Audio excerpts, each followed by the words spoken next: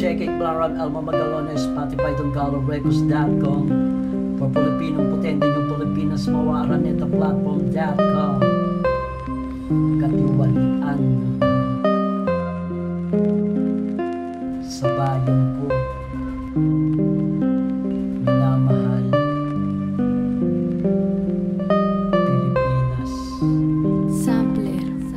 Binihag ng katiwalian ang bayan kong sinilangan. Diktador na Marcos noon, ngayon hindi. Bakit ang isang pagkakamali ay hindi na maitutuwid pa ng isa pang pagkakamali? Marami sa ating mga Pilipino na mga sira-sira mga plano ng mga kontrakto, saan nagkulang ang mahal na Presidente Ferdinand Romualdez Marcos Jr. At para sa butatahihin ng mga bagong administrasyon ng bagong Pilipinas, ituloy ang pag-asenso ng mga naiwan ng dating administrasyon Ninoy Aquino at Roa Rodrigo Duterte. Ngayon itong si Marcos Jr. na ating presidente na hindi titigil supuin at tiwalian ng bayang Pilipinas kung mahal.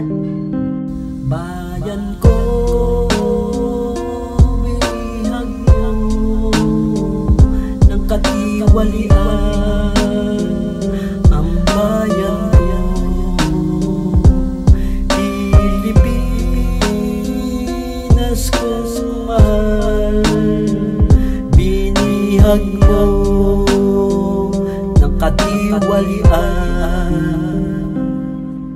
sa bagong Pilipinas at sa panukala ng mahal na Presidente Ferdinand Romualdez Marcos Jr. Mananagot ang mga sangkot sa mga katiwaliang ito at wala akong sisunuhin sapagkat kawawa ang mga maralitang Pilipino na aking mga kababayan, kaban ng bayan na kinakain ng mga engineering na mga makababoy na wala ang mga tao sa bulto-bultuhang mga money laundering.